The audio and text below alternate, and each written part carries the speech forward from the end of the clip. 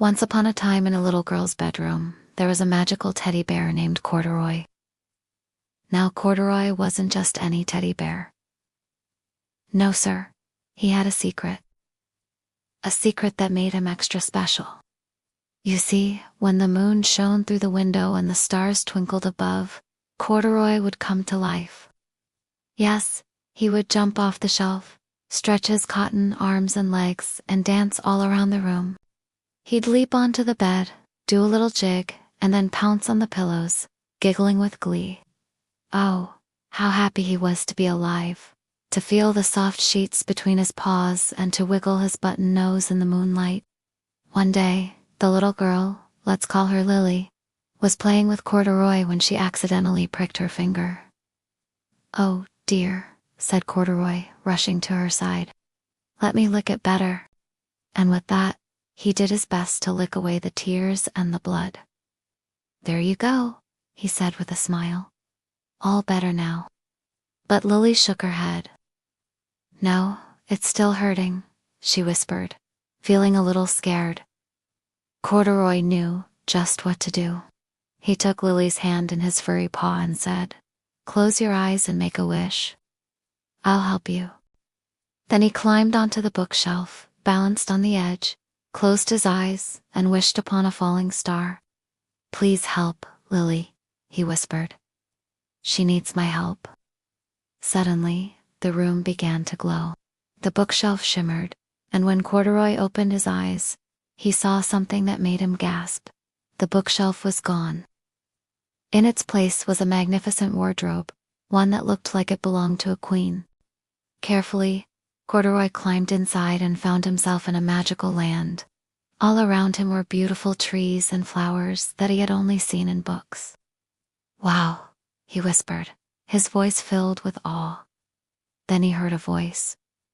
"Who's there?" A little girl with golden hair and a dress as blue as the sky peeked out from behind a tree. "Hello," said Corduroy.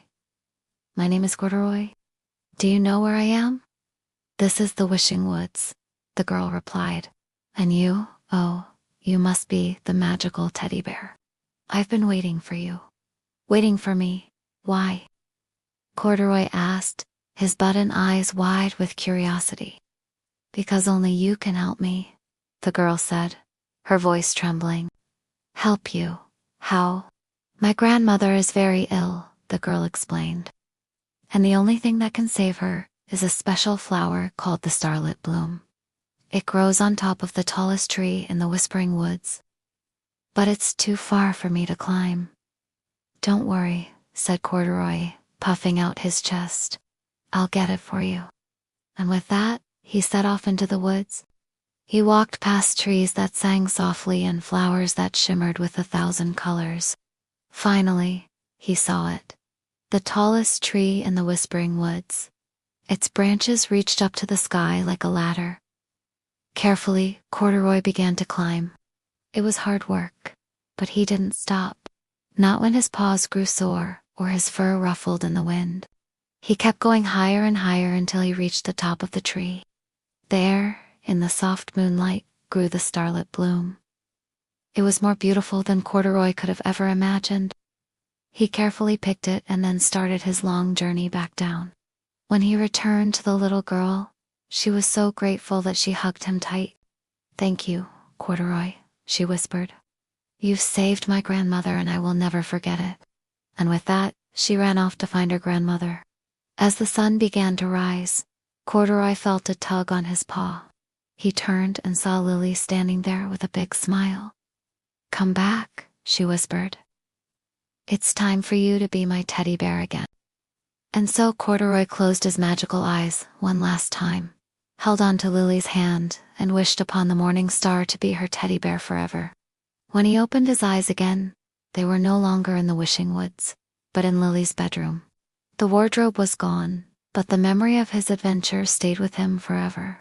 And whenever Lily hugged him, she could feel the magic of their adventure. The end.